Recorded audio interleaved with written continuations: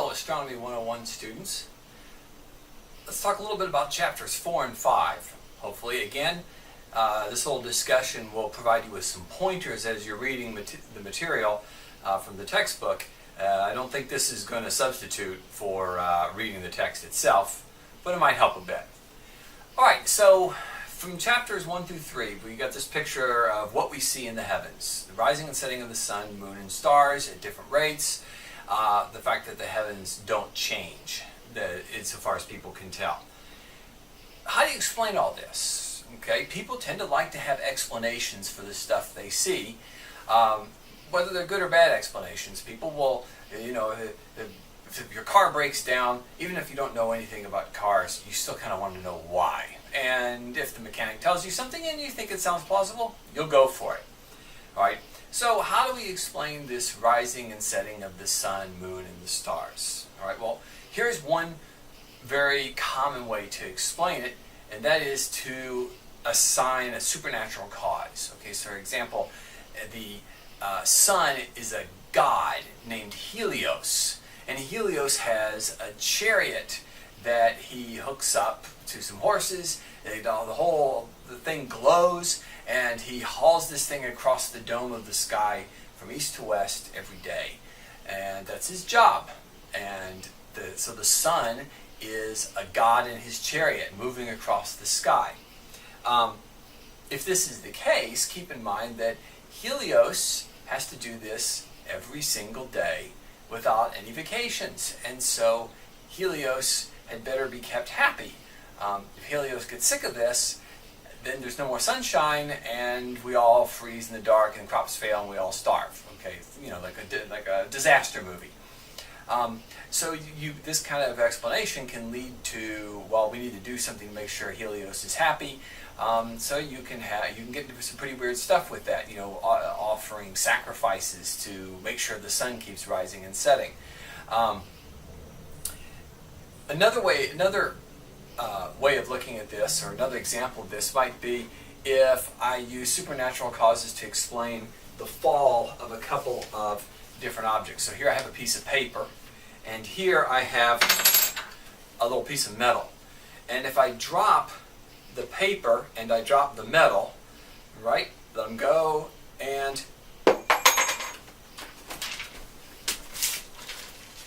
the paper falls to the ground much slower than the metal.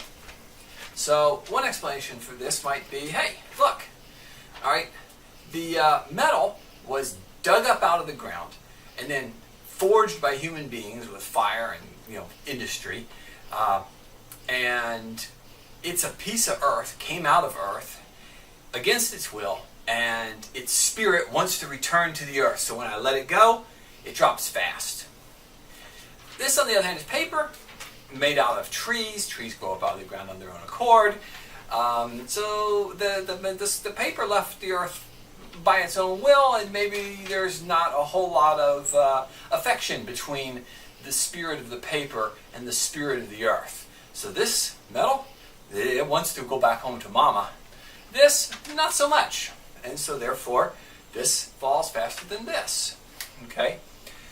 Again, you can get to some kind of odd stuff about if this is your explanation for how things work, because if it's the spirit of the metal, the spirit of the paper, supernatural action that causes these to happen, then if you can get in on the supernatural action, you might be able to control the fall of this. So maybe if you could convince the spirit of the metal that Mother Earth doesn't want it, maybe you can get it to float. If you can convince the spirit of the paper that it really belongs down Earth, you can get it to drop fast.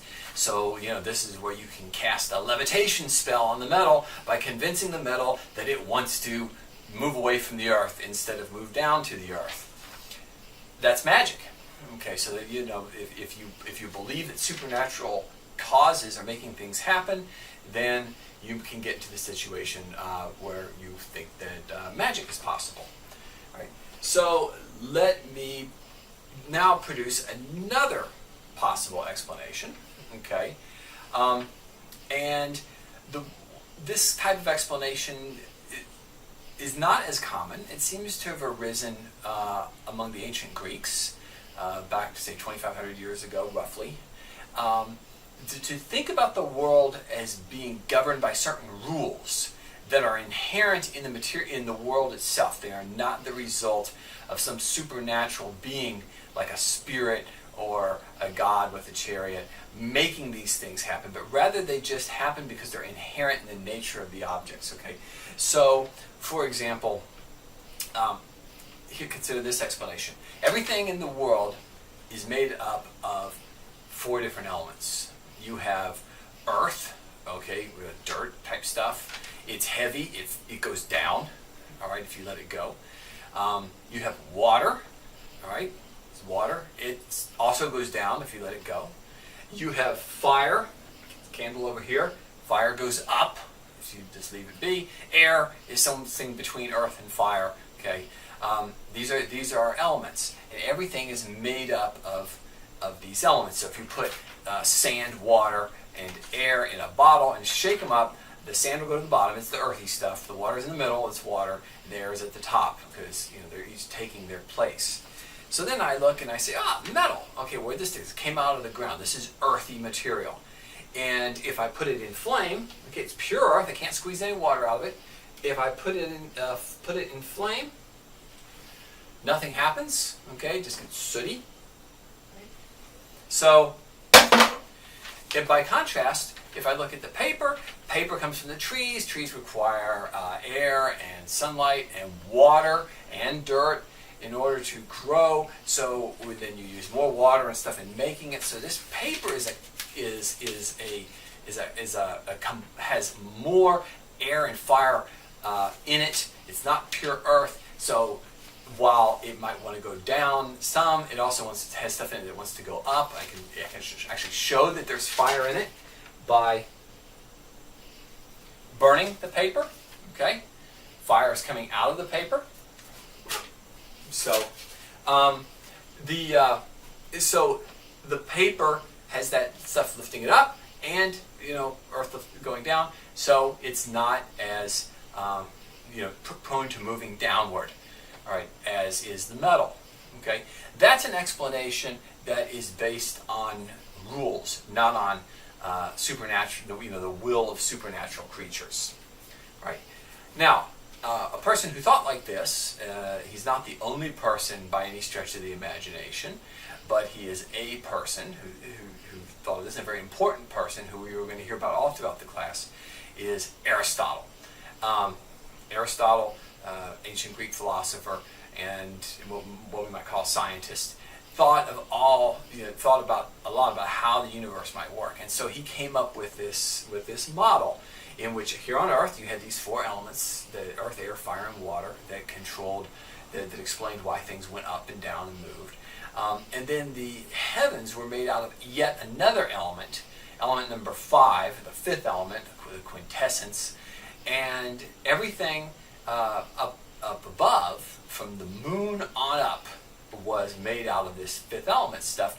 And this stuff was lightweight and easy to push around, and unchanging. To help explain the unchanging nature of the heavens. So this would explain why, if stuff on Earth and stuff in the heavens are made of 2 different substances, this would explain why you don't have